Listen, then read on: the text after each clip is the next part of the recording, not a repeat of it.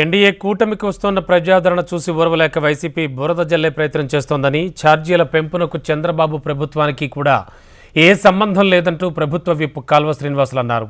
గత పాలకుల పాపమే ఛార్జీల పెంపుదలన్నారు. 2023 మే 30న అప్పటి ప్రభుత్వం ధరలు పెంచాలని ప్రతిపాదనలు పంపిందన్నారు ఆయన. తానే ఛార్జీల పెంపుదలకు ప్రతిపాదనలు పంపిన జగన్ పెంచిన ఛార్జీలపై ధర్నా నిర్వహించడం విడ్డూరంగా ఉందన్నారు ఆయన. తన ప్రభుత్వమే ప్రతిపాదించి తన ప్రభుత్వ హయాంలోనే ఇవన్నీ కూడా ఏపీఆర్సీ ఎదుట ఆమోదం పొందిన ప్రతిపాదనల ఫలితంగా పెరిగిన ఛార్జీలపైన అదే వైసీపీ ఈరోజు ధర్నా చేస్తూ ఉందంటే తను పెంచుకున్న ఛార్జీలో సమంజసం కాదని తనే జగన్మోహన్ రెడ్డి ఈరోజు చెప్పుకున్నట్లు అవుతా ఉంది. ఇది కాదనలేని సత్యం.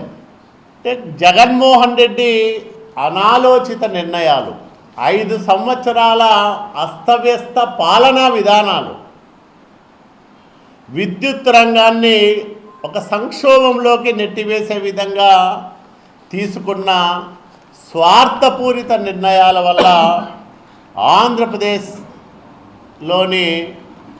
విద్యుత్ ఉత్పత్తి సంస్థలు, జెన్కో లాంటి సంస్థలన్నీ కూడా ఆర్థిక సంక్షోభంలోకి నెట్టివేయబడ్డాయి. జగన్మోహన్ రెడ్డి పాపాల వల్ల వేల కోట్ల రూపాయలు విద్యుత్ పంపిణీ సంస్థలకు నష్టాలు వాటిల్లుతున్నాయంటే జగన్మోహన్ రెడ్డి కమిషన్ల కక్కుర్తి. ఆ రోజు అవసరం లేకపోయినా అధిక ధరలకు విద్యుత్తును కొనుగోలు చేయడం,